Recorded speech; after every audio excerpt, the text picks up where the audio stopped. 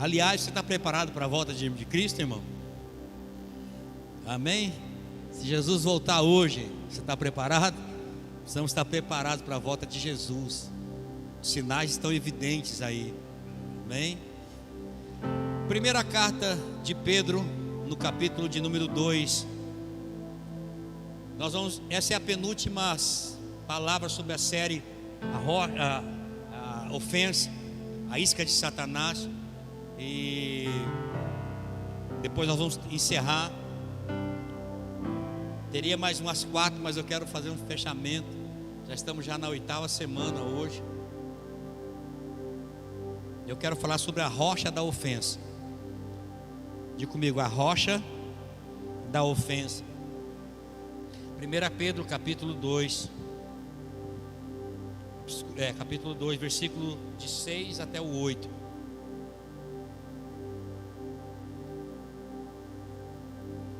Diz assim a palavra do Senhor: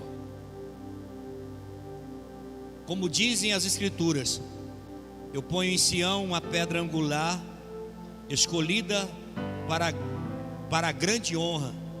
Quem confiar nela jamais será envergonhado. Sim, vocês, os que creem, reconhecem a honra que lhe é devida. Mas para os que não creem, a pedra que os construtores rejeitaram se tornou a pedra angular, e também ela é a pedra de tropeço, rocha que faz as pessoas caírem.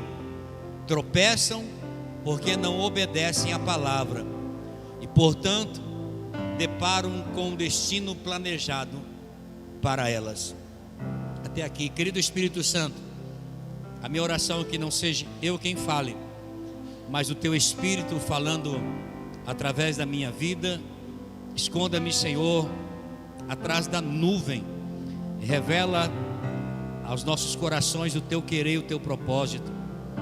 Cremos que há um preparado céu para a igreja que será arrebatada. Por isso, Senhor, continue nos moldando e falando conosco. Nós queremos ter a forma do verdadeiro evangelho, a forma de Cristo, a imagem e a semelhança do Deus vivo. Por isso, Senhor, fique à vontade, Espírito Santo. Eu já repreendo todo ladrão da palavra neste lugar. Eu repreendo, Senhor, toda distração. Eu repreendo, meu Pai, todo sono. Eu repreendo, meu Deus, no nome de Jesus. E eu declaro as nossas mentes, os nossos corações cativos ao senhorio de Cristo. Oramos no nome precioso de Jesus. Quantos creem, digo amém. Aleluia. Eu quero dizer algumas coisas para você. Em primeiro lugar, como a palavra de Deus, ela faz um contraste da palavra crer com a desobediência. A palavra crer com a desobediência, ela vai fazer um contraste. Por quê? Porque crer e desobediência são opostos. Não tem como alguém crer e ser desobediente, são opostos em si. No tempo dos escritores da Bíblia, no tempo que foi escrito as Sagradas Escrituras, a palavra crer, ela significava obedecer. Diga comigo, crer significa obedecer. Hoje a palavra crer, irmãos, ela significa um contraste, assim, por exemplo,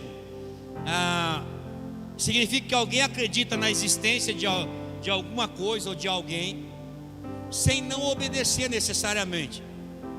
Por exemplo, eu digo que creio em Deus, mas necessariamente eu não obedeço. Esse crer, na verdade, ele é muito evidente nesse tempo. É muito comum nesse tempo as pessoas dizerem que creem em Deus, creem na obra de Jesus, que Jesus morreu na cruz, mas não obedecem. Nós somos um país que 95% pelo menos da nossa nação é cristã. Aí eu te pergunto, mas esses 95%, se Jesus voltar hoje, todos vão para o céu? Não. Por quê? Porque o fato de crer, infelizmente, ela se perdeu com o tempo, o seu valor e o seu real significado. Todas as vezes que a Bíblia falava a respeito de crer, fala a respeito de obediência, fala a respeito de obedecer. Aqui em 1 Pedro, no capítulo 2 que nós lemos, vai falar exatamente isso. A Bíblia fala a respeito de alguém que crê. Ele fala, olha, sim, para vocês os que creem reconhecem a honra que é devida, mas para os que não creem, a pedra se tornou rejeitada, a pedra que os construtores se tornou pedra angular, ou seja, pedra de tropeço, rocha que faz as pessoas caírem. E por que elas caem? A resposta está na parte B do versículo 8: porque tropeçam por não obedecer a palavra de Deus, portanto se deparam com o destino planejado para elas. Tropeçam por não obedecer a palavra de Deus. Ou seja, irmão, se você levantar um questionamento a respeito da palavra crer é desobedecer, você vai levantar muitas dúvidas dentro do chamado evangelho ou cristianismo que vivemos nesse tempo. Hoje se fala, sim, tudo que você precisa, tudo que você tem que saber, se foi pregado, graças a Deus está mudando isso. Tudo que você tem que saber é que Jesus Cristo, é crer que Jesus Cristo, Ele existe e que Ele morreu na cruz e que Ele ressuscitou e você está salvo. O evangelho pregado, ele resume isso. E a impressão que dá é que está tudo bem. A pessoa aceita Jesus, aí vem naquela teoria, uma vez salvo, salvo para sempre, né? Aceitou a Cristo, já foi salvo. Mas nem sempre, porque está condicionado a respeito de crer. Quem crê será salvo. Quem crê e for batizado será salvo. O que é crer? É obedecer. Amém, irmãos? Aleluia. É obedecer. O grande problema é que as pessoas entenderam errado a palavra crer. A mesma forma que ela fala que crê em Deus, ela crê no médico, crê na força do braço, crê na sua habilidade, crê no seu dom. Não, quando eu falo a respeito de crer em Deus, fala realmente de obedecer ao Senhor. Então, não está tudo bem. Nós precisamos crer, e o crer significa obedecer.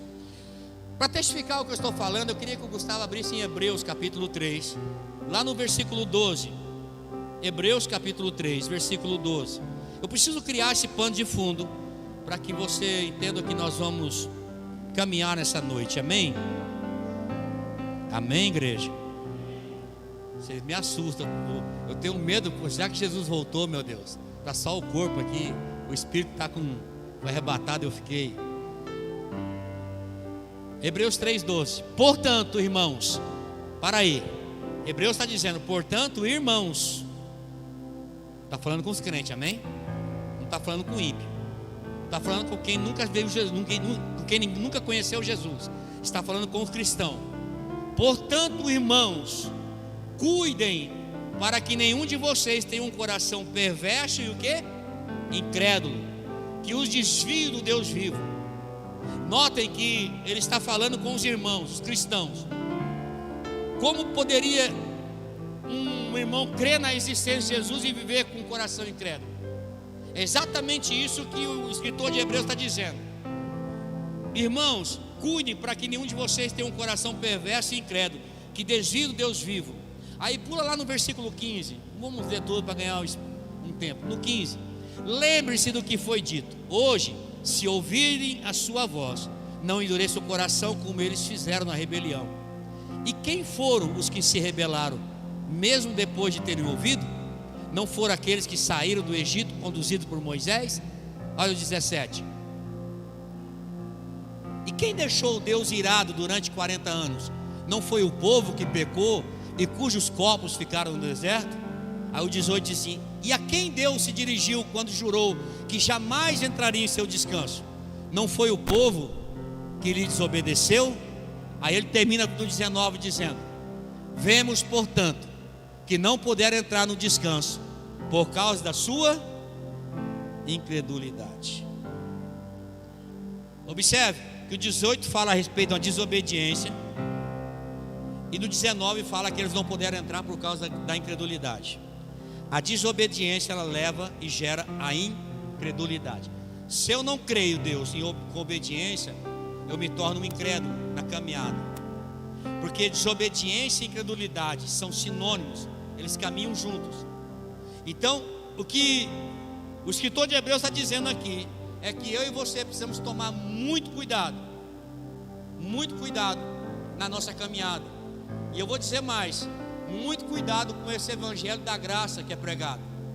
Uma graça que é pregada hoje, uma graça que diz que apenas que você crê que Ele existe e está tudo bem. Isso é uma mentira deslavada de Satanás, que traz um evangelho superficial para que o cristão não tome um posicionamento reto com Deus e viva uma vida reta com o Senhor. As pessoas acham que a graça é uma grande cobertura sobre a vida dela. Deixa eu dizer algo que o Senhor falou ao meu coração. Hoje, a pessoa pode dizer assim: eu sei que eu não estou vivendo da forma correta, mas graças a Deus, pela graça de Deus que me alcançou. Isso é uma grande mentira, irmão. A graça não pode ser cobertura para uma vida fora da presença de Deus, uma vida de incredulidade e uma vida de desobediência. O que o cristianismo tem vivido hoje é pegado da graça, colocado como uma grande cobertura, dizer: eu sei que eu estou debaixo da graça, eu estou errando, mas eu sei que um dia eu vou tomar um prumo na minha vida e tomar jeito na minha vida. Eu quero dizer para você, isso é uma mentira deslavada. A graça, ela veio para nos salvar, nos redimir do pecado, e nós precisamos verdadeiramente obedecer ao Senhor. Posso ouvir um amém por isso? Jesus, ele vai dizer: nem todos que diz Senhor, Senhor entrará no reino de Deus. Nem todo aquele que diz: olha, tu és meu Senhor, tu és o meu Deus, eu creio que tu és o meu Deus, tu és o meu tudo, Maranata, nem todos que diz entrará no reino de Deus. Não é apenas confessar a Jesus, mas é confessar e praticar aquilo que nós confessamos. Aleluia! Eu não posso apenas confessar a Jesus e acha que apenas com a confissão já está tudo salvo. Não, eu preciso confessar e praticar. Se você não tiver tempo para praticar, eu entendo, irmão. O ladrão da cruz não teve tempo para praticar. Ele teve alguns minutos para dar uma dura no outro. Ele não teve tempo. Ele confessou o Senhor ali. Ele esteve com Jesus, mas você tem tempo. Você tem tempo. Você já tem anos andando com Ele. Então nós não podemos colocar isso como justificativo. Então, queridos, se eu estou aqui, o Senhor quer algo de mim, Ele precisa transformar a minha vida.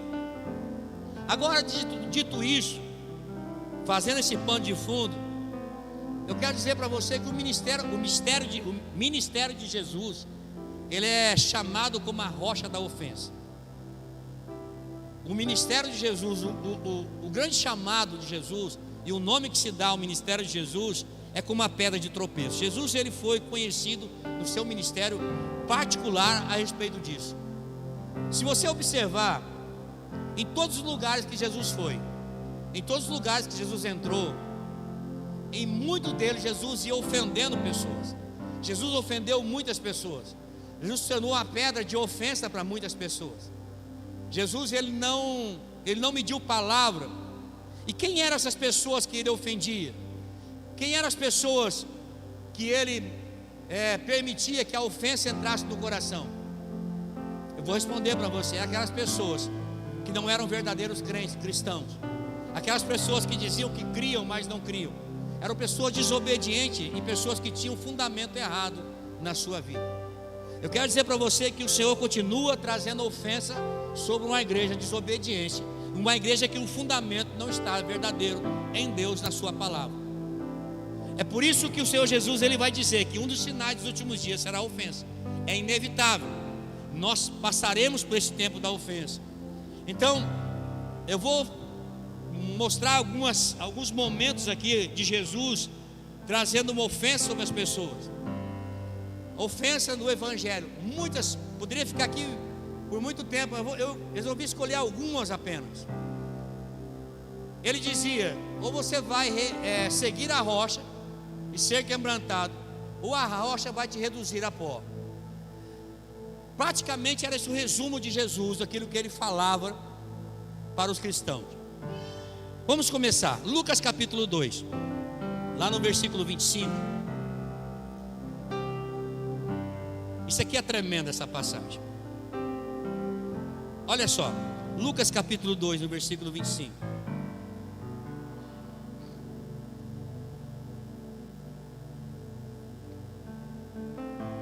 Naquela época, vivia em Jerusalém um homem chamado Simeão. Esse homem era justo e devoto e esperava ansiosamente pela restauração de Israel. E o Espírito Santo estava sobre ele. Ele lhe havia revelado que ele não morreria enquanto não visse o Cristo enviado pelo Senhor. Aí no 27 diz: nesse dia o Espírito do Senhor o conduziu ao templo. Quem conduziu esse homem ao templo? O Espírito do Senhor. Ele foi conduzido pelo Espírito. Assim, quando Maria e José chegaram para apresentar o menino Jesus, abre um parênteses, Jesus tinha 33 dias de nascido. Nesse momento que ele está no templo, nos braços de Maria, com José, Jesus está sendo ali para apresentar ele no templo.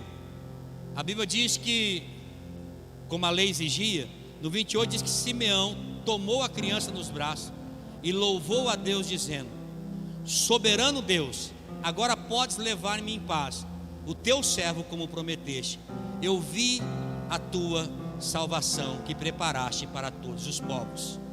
Ele é uma luz de revelação às nações e a glória do teu povo, a Israel. Sabe o que eu acho tremendo nessa passagem aqui? É que um homem, ele conseguiu ter a revelação de um bebê com 33 dias de nascido. Aquilo que os doutores da lei, com tantos estudos, com tantas faculdades teológicas, não conseguiu compreender, e crucificaram a Cristo. Esse homem, ele teve a revelação de quem era Cristo, porque ele estava cheio do Espírito. Ele estava cheio do Espírito. O Espírito revelou quem era Cristo. Amém, irmãos? Amém? Mas olha o que diz o 33. Os pais de Jesus ficaram admirados com o que se dizia a respeito dele. No 34 fala: então Simeão os abençoou e disse a Maria, a mãe do bebê: este menino está destinado a provocar a queda de muitos em Israel, mas também a ascensão de tantos outros. Ele foi enviado como um sinal de Deus, mas muitos resistirão a ele. Agora vem a profecia no 35. Eu não sei se você parou para analisar. Essa aqui é uma profecia que Simeão dá. Como resultado disso, serão revelados os pensamentos mais profundos de muitos corações, e você sentirá como se uma espada lhe atravessasse a alma. Simeão está trazendo uma profecia a respeito de Jesus, falando: Jesus, ele vai provocar a muitos, ele vai fazer com que muitos sejam elevados a lugares altos, mas muitos também serão arrancados de lugares altos. Ele foi enviado como um sinal de Deus, mas muitos vão resistir a ele. Haverá uma resistência a ele, e com o resultado serão revelados os pensamentos mais profundos de muitos corações. Qual é o propósito da ofensa? Qual é o propósito que Jesus ofendeu tantas pessoas? O propósito era revelar o que estava no coração. O que estava no coração, a intenção do coração. E como essa profecia realmente aconteceu nos evangelhos? Lá em Mateus, no capítulo 15, a partir do versículo 7, o próprio Jesus, ele vai profetizar aqui. E ele entra com os dois pés no pescoço dos doutores da lei e daqueles que estavam ali. Ele diz: hipócritas, Isaías tinha razão quando assim profetizou a seu respeito. Este povo me honra com lábios, mas o coração está longe de mim. A sua adoração é uma farsa, pois ensinam ideias humanas como se fossem mandamentos divinos. Jesus chamou a multidão para perto de si e disse: ouça e procure entender. Não é o que entra pela boca que os contamina. Vocês se contaminam com as palavras que saem dela. Então os discípulos vieram e perguntaram: o Senhor sabe que ofendeu os fariseus com isso, com o que acabou de dizer?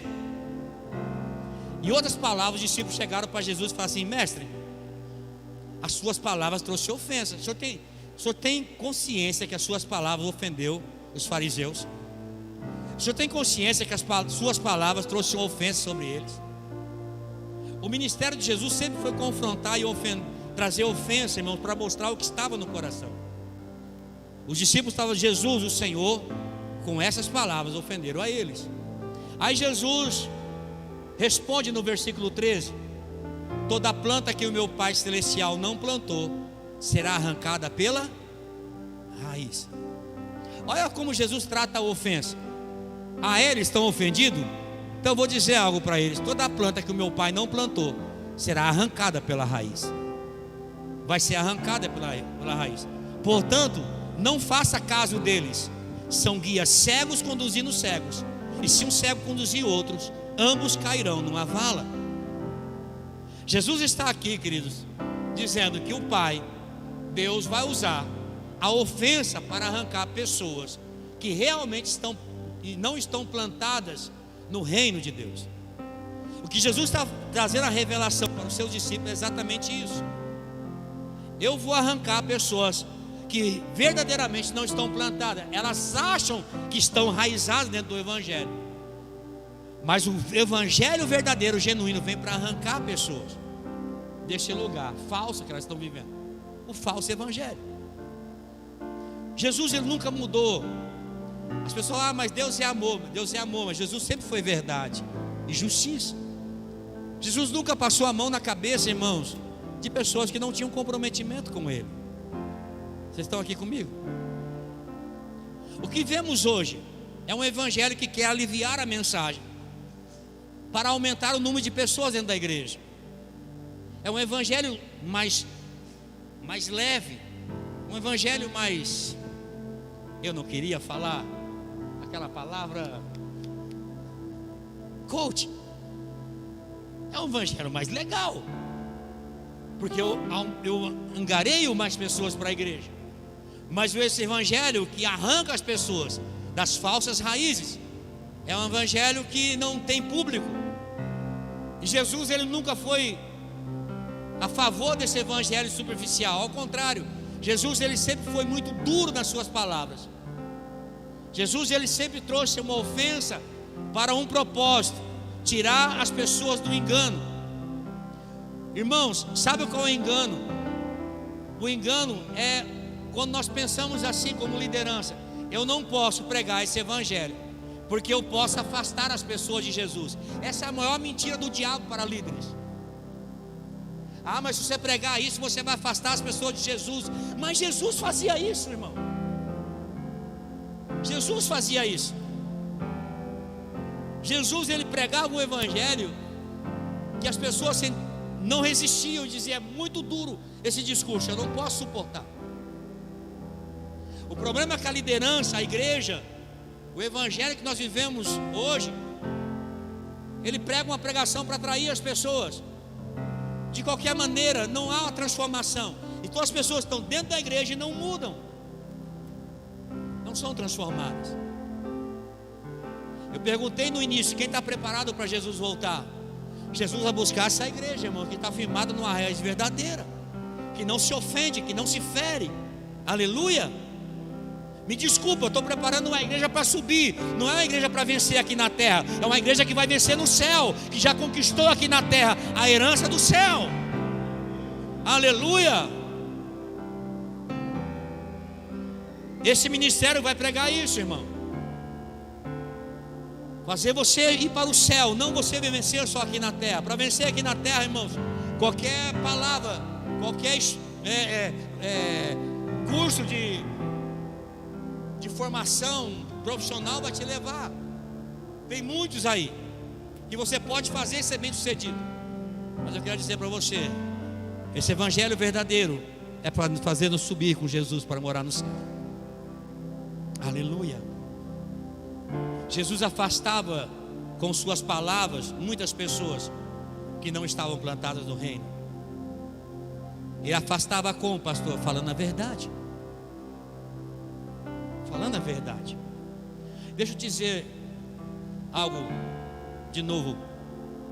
O que a Bíblia chama Jesus é de rocha de ofensa, pedra de tropeço. O que é uma pedra de tropeço?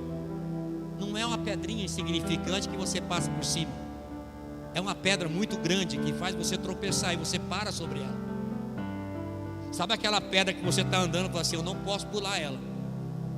Essa pedra aqui, ela está visível. É essa pedra que Jesus está dizendo que Ele é. Não é uma pedrinha que você fala assim: puxa, uma pedra, pulei, continuo vivendo. O evangelho que se prega e a pedra de tropeço que apresentam Jesus hoje, pastor Oswaldo, é uma pedrinha insignificante. Que tem crente até dá um chutinho nela. Vai para lá, pedrinha, que eu vou viver a minha vida. Tira do caminho.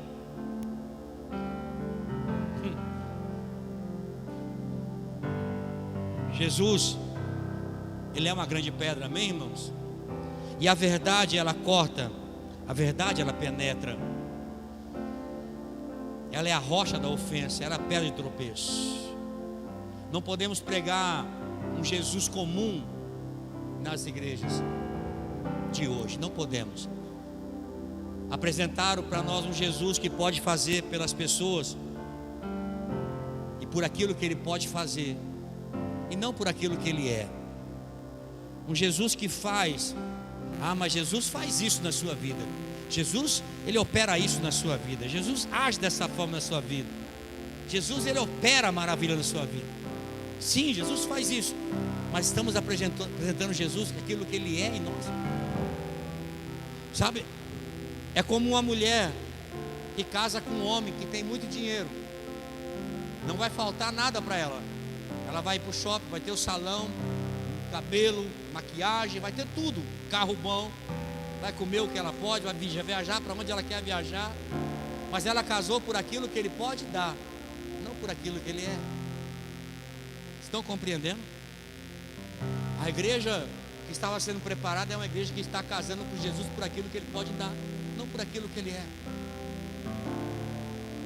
Eu preciso me relacionar com Cristo por aquilo que Ele é. Jesus ofendeu o povo da sua própria cidade. E uma verdade, irmãos, que precisamos entender é que Jesus vai entristecer algumas pessoas nesses últimos dias com o evangelho verdadeiro. Ele não vai alegrar muito as nossas vidas, vai nos entristecer. Mas o propósito é nos alegrar com a salvação. Mateus capítulo 13, no versículo 54. A Bíblia diz que Jesus estava voltando para Nazaré, a sua cidade, onde ele havia morado. E Jesus estava dentro da sinagoga, e enquanto ele ensinava na sinagoga, todos estavam admirados e perguntaram: de onde vem tanta sabedoria? De onde vem o poder para realizar esses milagres? Não é esse o filho do carpinteiro? Não é esse aquele que é o filho de Maria? Não é Maria sua mãe? E também os seus irmãos Tiago, José, Simão e Judas e todas as suas irmãs moram aqui entre nós? Onde ele aprendeu todas essas coisas?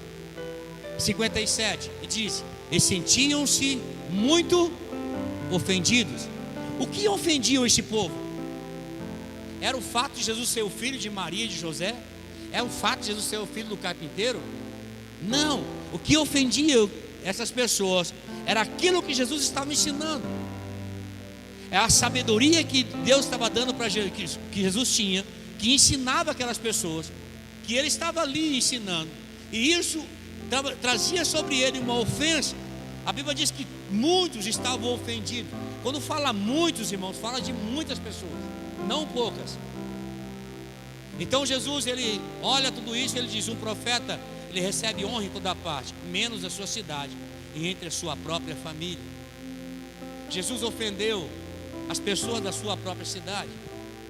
Ele não se ofenderam porque ele era filho do carpinteiro. Eles se ofenderam porque Jesus, ele pregou a verdade. Quando se prega a verdade, irmãos, infelizmente muitas pessoas se ofendem. Jesus ofendeu as pessoas da sua própria família também. Em Marcos capítulo 3, lá no versículo de número 21, quando Jesus está ensinando ali, olha só o que os familiares dizem. A família de Jesus, agora é a família. Quando os familiares de Jesus souberam que o que estava acontecendo, souberam de Jesus o que estava acontecendo, tentaram impedi-lo de continuar. Ele está fora de si. Em outra tradução fala: ele está louco. Ele está louco. Lá no 31 diz: então a mãe e os irmãos de Jesus foram vê-lo e ficaram do lado de fora, e mandaram alguém avisá-lo para sair e falar com eles. Havia muitas pessoas sentadas ao redor, e alguém disse: Jesus, a sua mãe e seus irmãos estão lá fora e o procuram. Então no 33 Jesus respondeu: quem é minha mãe e quem são os meus irmãos?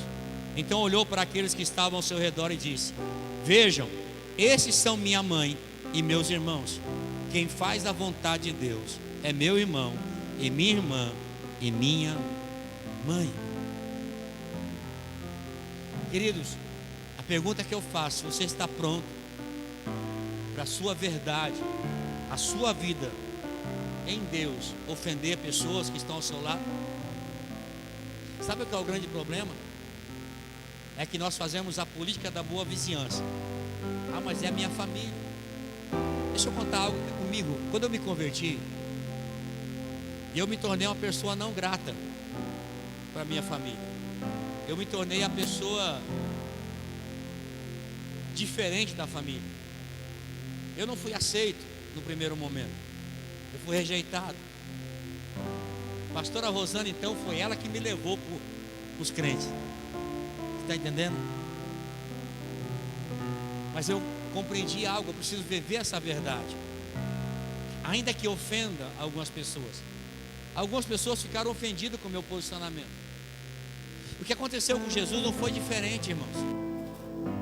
A alegria que o posicionamento de Jesus fez, que logo mais à frente você vai ver os irmãos, as irmãs, a mãe e o pai de Jesus dentro da igreja, meditando na palavra e ouvindo os ensinamentos. Ou seja, o posicionamento de Jesus fez uma mudança sobre a sua casa. O grande problema é que as pessoas não se posicionam no meio da família, porque está com medo de ofender pessoas. O evangelho verdadeiro vai trazer ofensa, irmão. Vai na contramão da história. Ou você se posiciona, ou você vai viver o evangelho superficial. Mas não magoar comigo, e você prefere desobedecer a Deus do que magoar com você. Ah, mas vão ficar triste comigo. Você prefere ficar triste com Deus, ficar triste com você? Como você está entendendo? O meu posicionamento mudou o conceito da minha família. Hoje eles me olham diferente. Hoje uma grande parte dos meus irmãos ouve o meu devocional todo dia cedo. Os mesmos que se ofenderam quando eu me converti, bom fim, é os mesmos que hoje recebem a palavra do meu coração e são alimentados pela palavra. Sabe por quê, irmãos? Porque eu não negociei o evangelho. Ficaram ofendidos, tudo bem, mas eu prefiro que fiquem ofendidos comigo do que eu ofenda a Cristo, vivendo uma vida superficial. Eu preciso crer verdadeiramente e obedecer o evangelho, porque crer é obedecer. Quando eu não vivo isso, eu estou sendo desobediente ao evangelho. Você está comigo, irmão? Hoje é culto de ceia. Precisamos entender o que Cristo fez por nós, se verdadeiramente nós cremos. Jesus ofendeu também os seus amigos próximos. Você está pronto para ofender os amigos próximos? Jesus ofendeu as pessoas da sua cidade, ele ofendeu as pessoas da sua família, ele ofendeu os seus amigos chegados. De quem você está falando, pastor? De Lázaro, Marta e Maria, amigos chegados. João capítulo 11, Lázaro está doente e a doença o levaria à morte. Mandam avisar Jesus. Jesus ouve a notícia. Jesus ouve, ele fala: tá bom, mas Marta está te chamando, Maria está te chamando, os seus amigos estão te chamando. Tá bom, eu vou. Jesus ficou 2 dias. Jesus ficou 2 dias ali, demora 4 dias para chegar. E quando ele chega, está chegando, a Bíblia diz que Marta ouve falar que Jesus está chegando, e Marta sai ao encontro de Jesus. E como é que ela sai? Ofendida. Jesus, se o Senhor estivesse aqui, o meu irmão não teria morrido. Como é que você imagina que essa palavra soou no ouvido de Jesus? Como uma ofensa. Ela estava profundamente ofendida. Como que o meu amigo, meu melhor amigo, o melhor amigo do meu irmão, não vem socorrer, não vem na hora que nós mais precisamos? Elas estavam ofendidas. Você está entendendo onde Jesus se torna a pedra de tropeço? Você está comigo, irmão? Jesus estava querendo ensinar a verdade para aquelas pessoas, mas as pessoas queriam compreender no natural e sentia-se ofendido. Jesus estava querendo mostrar algo. Seus amigos agora estavam ofendidos. O final da história você sabe. Lázaro ressuscita e vira um testemunho vivo. Mas Lucas capítulo 7 agora vai falar a respeito do homem que preparou o caminho para Jesus. Um líder que Jesus também ofendeu.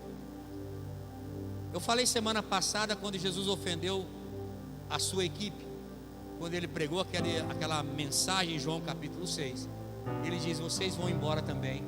Vocês querem a carta de recomendação para outro ministério.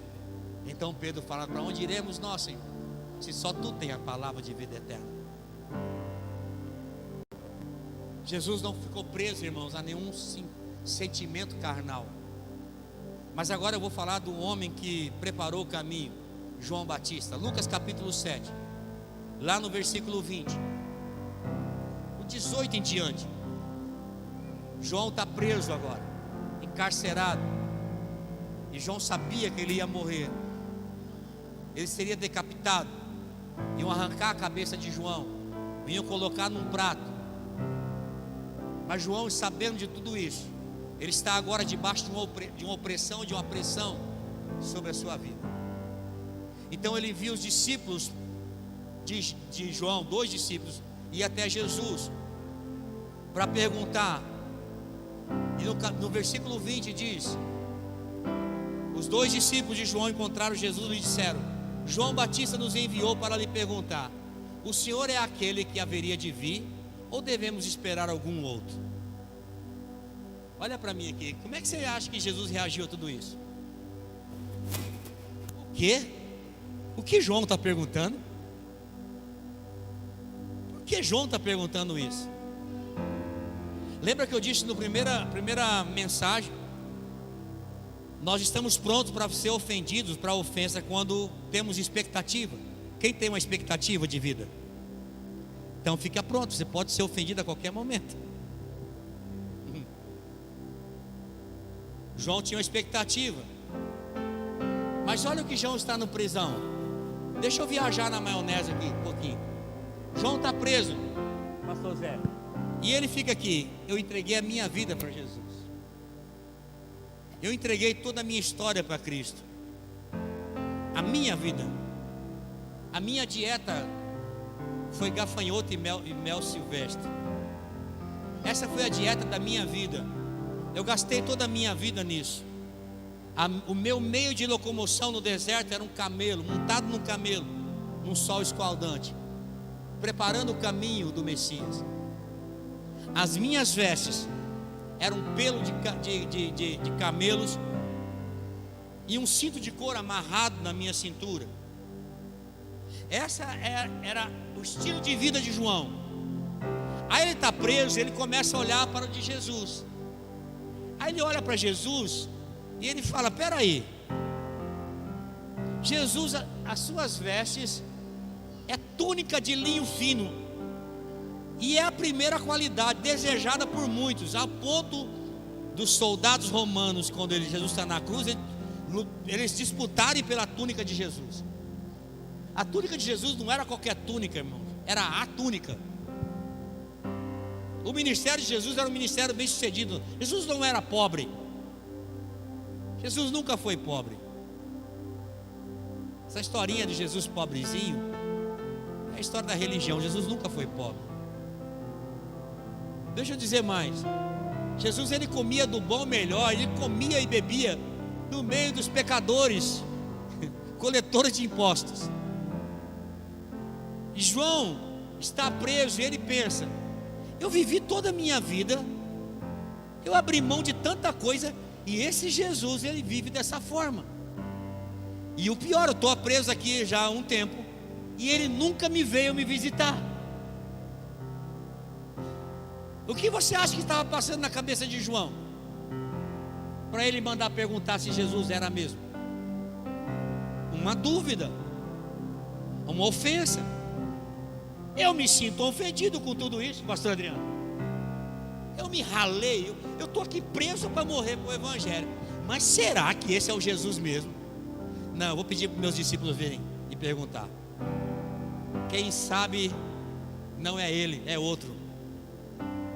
Porque se eu vivi tudo isso, como que o Rei dos Reis vai viver dessa forma? Espera aí, será que é esse mesmo Jesus que haveria de vir? Então eu vou pedir para eles perguntarem. Mas no versículo 21 diz que naquela mesma hora Jesus ele curou muitas pessoas de suas doenças, enfermidades e espíritos impuros, e restaurou a visão de muitos cegos. Em seguida disse aos discípulos de João: voltem a João e contem a ele o que vocês viram e ouviram. Os cegos veem, os aleijados andam, os leprosos são purificados, os surdos ouvem, os mortos são ressuscitados, e as boas novas são anunciadas aos pobres. 23. E disse ainda Jesus: felizes são aqueles que não se sentem o quê? Ofendidos por causa de mim, ou por minha causa. João estava ofendido ou não estava? Você está entendendo que o diabo ele tem paralisado muitas pessoas com ofensas? As pessoas deixam de viver o melhor de Deus porque estão ofendidos. Deixa eu me dizer algo: Jesus ele é a rocha da ofensa. O Evangelho vai nos ofender, irmãos, mas eu não posso deixar essa ofensa continuar no meu coração. Eu preciso trabalhar isso na minha vida, ao ponto de não deixar ela criar raiz na minha vida. Nós seremos ofendidos. As pessoas não vão. Eu vou ofender você em algum momento da sua vida. Se eu não decepcionei você, eu vou decepcionar um dia. Eu sou humano. Não somos perfeitos. Mas eu quero dizer para você, Jesus ele vai permitir que algumas ofensas venham sobre nós para arrancar aquilo que precisa ser arrancado dentro de nós. Lembra da semana passada? Os abalos que é necessário? Alguns abalos são necessários. Tem coisas que são necessárias. Ou você cresce, irmãos, ou você tropeça. Ou você rompe, ou você fica ofendido, na verdade. A escolha somos nós que tomamos. Esse evangelho que tudo vai bem, tudo vai dar certo, tudo vai acontecer, irmão, isso é um evangelho mentiroso. O dia mal virá, mas o que importa é o que está sendo gerado dentro de mim, sabe? O Cristo em mim é o que me transforma, que me molda, que me faz amá-lo acima de todas as coisas. Amém, irmãos? Aleluia. Essa semana eu passei uma semana difícil espiritualmente falando. Nem eu sei explicar, mas eu sei que há algo travado dentro do meu coração, algo que eu preciso vencer. Mas eu não posso parar, não posso deixar de pregar, eu não posso deixar de anunciar o Evangelho, eu não posso deixar de crer, de obedecer ao Evangelho, a palavra de Deus, porque algo está acontecendo dentro de mim. O dia mal vai vir, irmãos. Mas é aquilo que Paulo diz lá em Efésios: na armadura de Deus, no demais, irmãos meus, fortalecei no Senhor e na força do seu poder. Existe um lugar que eu me fortaleço, existe um lugar que o Senhor me fortalece. Amém, queridos? Aleluia, irmãos. Se prepare, porque as ofensas são inevitáveis. Se você não for ofendido por pessoas, às vezes o Evangelho vai te ofender, ao ponto de fazer você chorar e dizer: Senhor, está doendo, mas é necessário que doa, para que haja libertação, haja cura. É necessário que haja um confronto, para que haja mudança nas nossas vidas. Aleluia. Queridos, isso é muito real.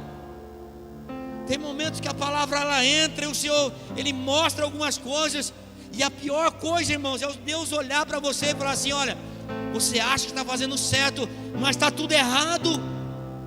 Eu estou triste com essas atitudes. Isso é horrível, irmãos, ouvir isso do Senhor. É horrível. E você precisa ir para Deus, chorar, diante do Senhor, chorar diante do Senhor, até que Deus venha e transforme. Venha e transforme. Eu estava lendo esse livro que nós estamos tendo essa série, e o John Bevere fala que ele foi numa igreja pregar e Deus deu uma palavra dura, falar sobre a isca de Satanás, mas ele estava com a palavra de avivamento, e ele falou assim: eu vou pregar essa mensagem. Diz que houve um quebrantamento, a igreja voou, o povo se aceitando a Cristo, chorando, quebrantando. Ele saiu daquele lugar cheio de Deus. Quando ele entrou no seu quarto, no apartamento, uma tristeza invadiu essa alma, aqueles que nem teve tempo dele tirar o paletó. Ele caiu de joelho em volta da sua cama e chorou. E Deus diz: eu estou triste com você, John. Senhor, o Senhor viu aquelas pessoas? Então, João, eu vi aquelas pessoas chorando, aqueles líderes voando, aquelas coisas acontecendo. Pois é, mas você não pregou a mensagem que eu mandei você pregar, John. E ele chorou, ele foi para outra cidade. Ele disse que passou o dia todo, do outro dia, chegando naquela cidade, já no final, no entardecer, quase de noite, o Senhor trouxe uma palavra no seu coração: eu estou tirando a minha ira do teu coração, a minha tristeza, estou trazendo uma alegria agora para você me obedecer, John. Ele falou: Senhor, porque o Senhor permitiu que eu ficasse todo esse dia sentindo assim, esse mal-estar, quase 24 horas sentindo mal? Por que só agora, chegando aqui na cidade, o Senhor sabia que eu ia te obedecer, que eu já não ia mais desobedecer o Senhor? Ele: John, eu queria que você entendesse que o que você deixou de falar impediu que muitos líderes não vivessem aquilo que eu queria fazer na vida deles. Eles estão lá porque eles não ouviram a mensagem que eu confiei a você para falar. Isso é horrível, irmãos. É por isso que eu tenho pedido para Deus: Deus, o que o Senhor quer que eu fale, eu vou falar. Ainda que se ofendam, ainda que fiquem com raiva de mim, ainda que não queiram me ver, ainda que vão chateados comigo, mas eu preciso falar a verdade. A ofensa é necessária para arrancar toda a desobediência do nosso coração. Tudo aquilo que está desalinhado ao propósito de Deus precisa ser arrancado. A palavra, ela gera isso. A palavra, ela tem esse poder para arrancar as falsas raízes. Você crê em Deus? Então se prepare, você precisa obedecer ao Senhor. Como, pastor? Em tudo. Em tudo. Em todas as áreas. Abrir mão, irmãos, de tudo por causa dele. Tudo por causa dele. Porque dele, por ele e para ele são todas as coisas. Não é só um culto de domingo, não é só um culto de terça, não é só o nosso dízimo, nossa oferta. É tudo. Como eu falo, como eu ando, como eu penso, como eu me relaciono, como verdadeiramente eu adoro. Tudo precisa agradar ao Senhor. O crer está relacionado com obediência. Muitas pessoas dizem que creem, mas não obedecem. Se atentamente ouvires a Deus e seus mandamentos obedecer, o Senhor teu Deus te exaltará sobre todas as nações onde você passar. Bendito será o entrar, bendito será o sair. Todas as bênçãos te seguirão e te alcançarão. Essa é a promessa de Deus para quem crê e obedece. Nós gostamos dela, mas Deuteronômio capítulo 8 vai dizer o seguinte: se você não obedecer, aí vem as maldições. Maldito será o entrar, maldito será sair, maldito o fruto da sua sementeira. Aí começa a trazer as maldições. Tem um caminho de bênção para nós. Amém? O Senhor falou algo ao meu coração. 2022 será um ano de muitas bênçãos para a igreja. Deixa eu dizer algo, por favor, olha aqui para mim. Vai ser difícil, vai ter muita luta, batalha travada. Muitas pessoas vão cair no nosso lado, muitas coisas vão acontecer à nossa volta, mas existe uma palavra, uma promessa para nós. O Senhor diz: eu vou abençoar a minha igreja, filho. Eu vou abençoar a minha igreja. E eu disse aqui na terça-feira: se você não crê, eu quero crer. Eu falei: Deus, se eles não querem, passa para mim. Eu volto a trabalhar, eu volto para a minha vida profissional. Eu paro da vida pastoral integral. Eu volto, irmãos, porque eu quero receber essa bênção. Eu não quero mais viver no limite. Eu quero viver aquilo que Deus tem. Amém, queridos? Deixa eu te contar algo. Nós tivemos em Santa Catarina 16 cultos em 3 dias e meio. 16 cultos em 3 dias e meio. 3 cultos de manhã e 2 à noite. Tem crente que reclama 2 na semana, né? 3 dias e meio, 16 cultos. Quer que eu diga algo? 16 cultos. Nós tiramos oferta em 2 reuniões. É ou não é verdade? Em 2 reuniões foi tirada oferta. Mas em todas as reuniões não precisava pastores tirar oferta. Uma liderança estava entendendo cada palavra que era liberada. Levantavam pessoas 10, 20, 30, 40, 50, 60, 100 pessoas vinham para o altar e traziam oferta. Todos os cultos. Eu tenho a gravação, se você duvidar. Tem a gravação delas. Todos, ninguém tirou oferta. Sabe por que entendeu? Eu estou semeando em algo que eu vou colher em 2022. Eu fui no limite, não tinha como. Não tinha como. Teve dia que eu não tinha nada para ofertar. Eu olhava a pastora e falava assim: tem alguma coisa? Eu falei: não tem mais nada. Eu falei: Deus, eu preciso selar essa palavra. Aí eu comecei a gastar o dinheiro do que eu ia ficar lá, irmão. Sério, Júlio. Eu ia ficar lá 2 dias, curtindo a praia, estudando 7 dias, 6 dias, né? Basicamente 4 dias estudando, 2 viajando. Um dia eu vou tirar para ir na praia com a esposa. Falei: vai por Jesus. Uma palavra lá que foi liberada girou a chave dentro de mim. Eu peguei o que eu tinha, peguei o Pix na hora, mandei minha diária do hotel. Falei: Deus, agora só a gasolina, mas se eu mandar entregar a gasolina, eu vou. Ninguém pediu, ninguém fez apelo. Teve um pastor lá que é da favela, pastor querido demais, lá em Itajaí, menino. Ele ganhou um carro de oferta de outro pastor lá. Deus moveu algo sobrenatural. Por que eu estou contando isso? Porque a igreja ainda está presa a essas finanças aqui, tendo um Deus que é o Deus de toda a prata e todo o ouro. O Deus que você serve é o Deus da prata e do ouro. Mas enquanto o seu coração estiver preso nas pequenas coisas, Deus não vai poder fazer, irmão. Se liberte. Se liberte disso. Se liberte disso. Eu disse: Deus, eu não estou mais.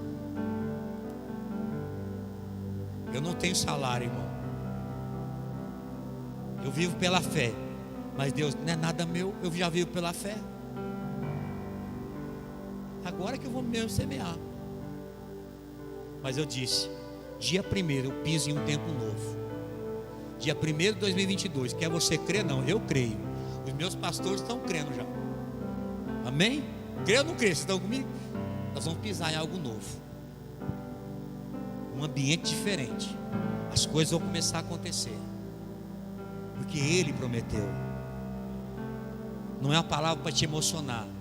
Só que enquanto o seu coração estiver preso, vai faltar. Eu não vou ter para o amanhã. Não vou ter para... para comer depois. Desculpa, você não vai conseguir viver isso. Eu dei o que eu tinha pro hotel. Eu ia vir embora. Ia pegar o carro e vir embora. No sábado, meio-dia. E um casal de líderes lá no Mevan falou assim: não, você não vai embora. Você quer que você fique aqui em casa. Arrumaram um pouso para nós, ficamos. Participei do culto do Mevan. Vim depois do culto. Porque Deus já tinha guardado tudo. Eu semeei, mas Deus já tinha guardado. Você está compreendendo o que eu estou dizendo, irmãos? Deus é o Deus de milagres. Deus, Ele cuida de tudo. Deus, Ele cuida de tudo. Amém? Pastor, você está vivendo já o sobrenatural? Não, eu já entrei pela fé. Eu vou viver. Eu vou viver. Verdadeiramente 2021 para 2022 vai dar uma virada.